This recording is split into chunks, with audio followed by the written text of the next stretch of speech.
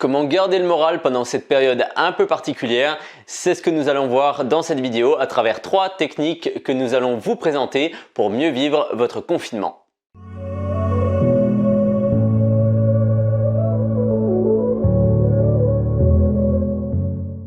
Avant d'attaquer, n'hésitez pas à vous abonner à la newsletter OptiSanté que reçoivent déjà des centaines de personnes chaque semaine. Vous y retrouverez nos meilleurs conseils pour améliorer votre bien-être au quotidien. Le lien est juste en description de la vidéo. Dans cette vidéo, on va parler de comment bien vivre le confinement. Donc on s'adresse autant aux personnes qui travaillent que celles qui ne travaillent pas, également aux personnes qui sont passées en télétravail ou celles qui continuent d'aller au travail. Parce que en fait, il y a deux manières de voir ce confinement. Soit on va s'apitoyer sur son sort, se plaindre de la politique actuelle et puis passer ses journées avec des idées un peu négatives. Soit on peut voir ça d'une manière positive en se disant que ça nous laissera plus de temps et plus d'occasions d'aller vers des activités qu'on n'avait pas forcément le temps de faire auparavant ou qu'on voulait pas forcément faire auparavant. Donc ça peut être s'essayer à de nouvelles activités comme faire ce qu'on repousse depuis super longtemps.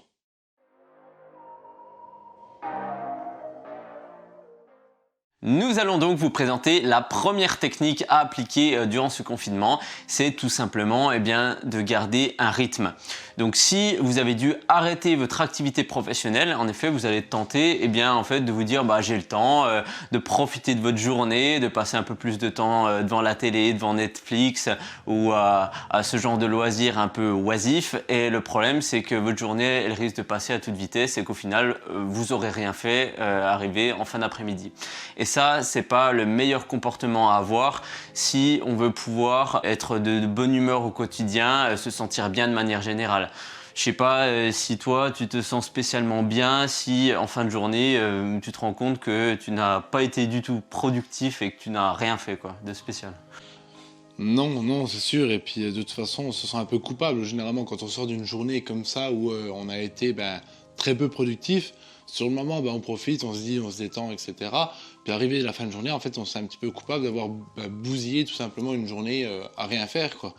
Alors que ça aurait pu être alloué à des activités plus productives qui pourraient nous amener à des projets d'avenir, d'une part, ou simplement travailler pour, si on a dû arrêter une activité professionnelle, en retrouver une nouvelle, par exemple. Bien sûr, et c'est pas problématique en soi d'avoir des petits moments à soi où on peut faire des activités qui sont pas forcément productives de manière générale, mais il faut que ça représente quand même une partie minime de sa journée. Et pour ceux par contre qui continuent de travailler mais qui sont peut-être contraints cette fois-ci de travailler à domicile, donc en télétravail, il va être pareil important de conserver un rythme. Si en temps normal vous avez l'habitude de vous lever à 7 h pour attaquer le travail à 8h30, gardez cette habitude, ne repoussez pas le moment de travailler à 10 h, 10h30 parce qu'au final vous allez retrouver à travailler jusqu'à 19 h, 20 h alors que normalement ce n'est pas votre habitude.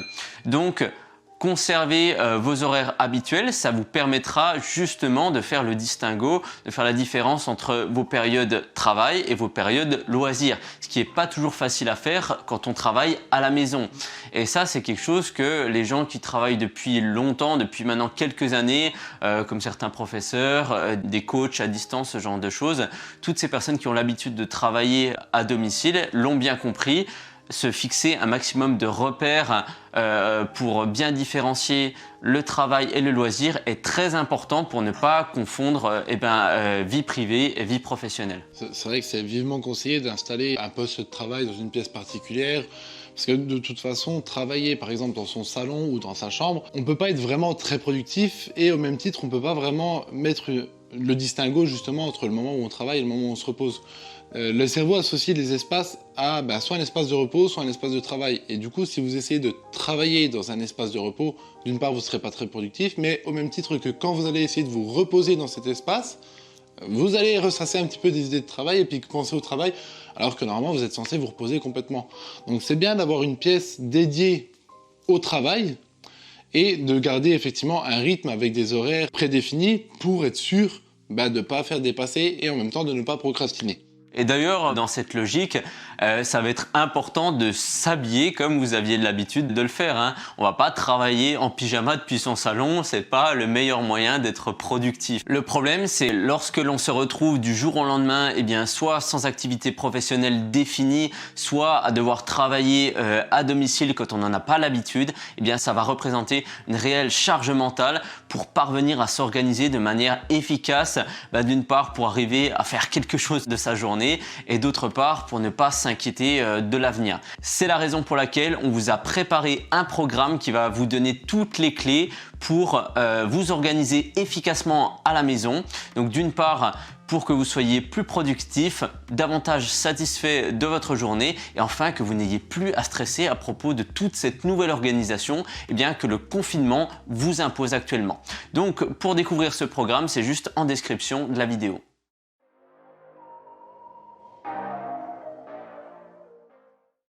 Alors comme on le disait dans l'introduction de cette vidéo, ce confinement c'est l'occasion soit de se plaindre et de se morfondre sur la fin de la vie sociale pendant le temps délimité par l'État, soit effectivement ça va être l'occasion de développer ses compétences, que ce soit au niveau du travail ou au niveau des loisirs, surtout qu'en plus à l'heure actuelle il n'a jamais été aussi facile d'avoir accès à de l'information, que ce soit se former pour jouer d'un instrument de musique, apprendre de nouvelles compétences pour son travail. Ça peut être également l'occasion de travailler sur soi via le développement personnel, que ce soit à travers des livres ou des formations à distance à nouveau, et ça peut être le moment de se lancer dans une activité sportive, surtout avec tout le contenu qu'on retrouve sur internet via des lives sur Facebook, sur YouTube que proposent des salles ou d'autres coachs sportifs. Et comme tu l'as dit auparavant, ce confinement sonne un peu comme la fin de la vie sociale, du moins pour le moment, et ça va vous donner une possibilité énorme, celle de faire preuve de régularité dans l'acquisition d'une compétence.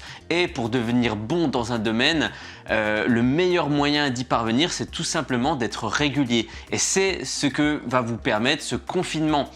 Si je prends mon exemple personnel, quand je me suis mis à la guitare, c'était lorsque j'étais adolescent, que j'avais pas spécialement grand chose à faire de mes journées, et du coup j'ai pu être très régulier, donc jouer de mon instrument tous les jours sur une période assez étendue, et c'est ce qui m'a permis donc avec le recul de progresser aussi rapidement.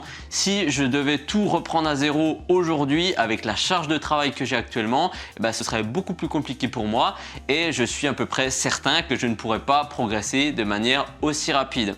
Donc pour résumer, l'avantage c'est que certes vous ne pourrez plus sortir comme vous voulez pour voir vos amis ou votre famille, mais vous allez pouvoir mettre en place un créneau journalier, c'est-à-dire vous allez pouvoir tous les jours vous entraîner à acquérir cette nouvelle compétence, et c'est ça qui va vous permettre d'avoir une progression énorme tout simplement. C'est d'ailleurs un concept que l'on aborde dans le programme qu'on vous a présenté juste avant.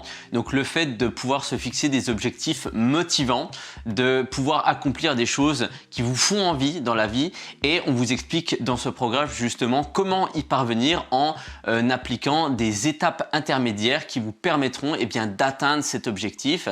Et vous le verrez dans le programme, en fait c'est important de définir de manière spécifique cet objectif si vous voulez qu'il soit motivant. Donc si vous voulez en savoir plus, le lien est encore une fois dans la description.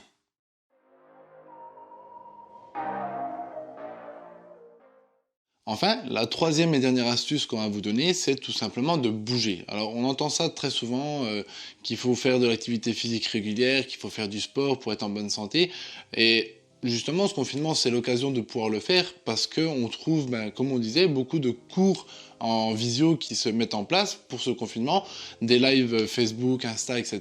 par des influenceurs qui vont vous donner aussi des séances à faire. Donc c'est une bonne chose, mais tout ça c'est faire du sport à la maison, et faut pas oublier non plus de s'aérer en fait. Parce que faire du sport à la maison, ça vous permet de vous dépenser physiquement, de vous fatiguer effectivement, mais ça va pas vous permettre de déconnecter vraiment avec ce confinement, et on nous autorise 1 heure de sortie par jour, donc autant en profiter, aller s'aérer, aller marcher un petit coup, ce qui va nous permettre d'oxygéner un petit peu le cerveau et puis de déconnecter avec le quotidien, vraiment, c'est surtout ça le but. Et donc c'est bien beau de vouloir faire du sport ou de l'activité physique régulière, mais il faudrait pas que ça soit non plus tous les jours, parce que Faire du sport, c'est bien, mais il faut pas non plus négliger sa récupération, parce que le bien-être passe par là également. Et là où je tenais à intervenir, c'est que effectivement, ça va être une bonne chose de faire du sport, mais attention à ne pas en faire de manière excessive, car oui, c'est bien de se dépenser, mais ce qui va être important à prendre en compte également, c'est votre récupération. Donc la récupération, ça peut passer par le sommeil, par la nutrition, mais chose dont on ne parle que rarement, c'est les étirements et les automassages. C'est des techniques qui sont encore trop peu utilisées et très méconnues en France, dont on parle pourtant régulièrement dans nos articles et dans nos vidéos, et qui pourront vous être extrêmement utiles pour récupérer justement entre deux séances sportives. Car il ne faut pas oublier que cette situation actuelle, que le confinement peut être une source de stress, une source de tension pour beaucoup d'entre nous, et que rajouter des tensions par un excès de sport, c'est pas forcément le meilleur moyen de se débarrasser de celle actuelle. Pour résumer, avoir une activité physique régulière et prendre soin de sa récupération va être important pour son bien-être physique. Mais il ne faut pas oublier que le bien-être psychologique est tout aussi important, notamment au vu de la situation actuelle qui peut être stressante pour la plupart d'entre nous. Et c'est quelque chose qui peut être particulièrement difficile de gérer car cela nécessite d'avoir le contrôle sur ses émotions. Et ce contrôle des émotions, c'est quelque chose qu'on nous a jamais appris à faire et qui n'est pas forcément inné pour tout le monde, et c'est quelque chose qui est vital au quotidien, surtout dans le contexte actuel, parce que habituellement une personne, quand elle va faire face à une situation stressante, elle va l'encaisser, elle va le mettre de côté, puis va venir une autre situation stressante et ça va s'accumuler tout au long de la journée jusqu'au moment où le soir va déborder parce que tout simplement il y aura un surplus émotionnel.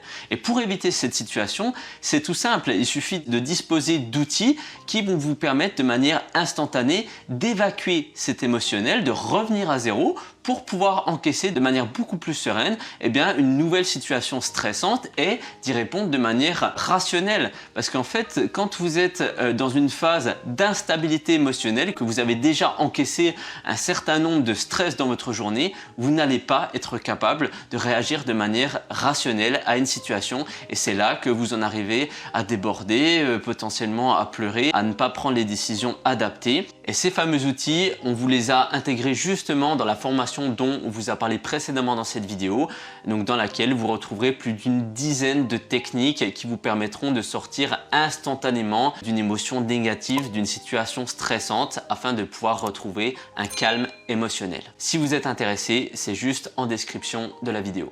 En conclusion, bien que ce confinement soit une situation un peu particulière qui peut être fortement désagréable, et ça l'est forcément pour tout le monde, vous avez le choix entre deux solutions. Soit vous morfondre ou vous révolter contre les décisions et contre cette situation particulière, soit voir ce confinement comme une opportunité d'apprendre de nouvelles compétences, d'apprendre à gérer ses émotions ou de vous divertir avec des choses que vous auriez voulu faire depuis des années. Donc on va vous laisser sur ces paroles-là. On vous dit à bientôt sur OptiSanté. Prenez soin de vous et restez acteur de votre santé.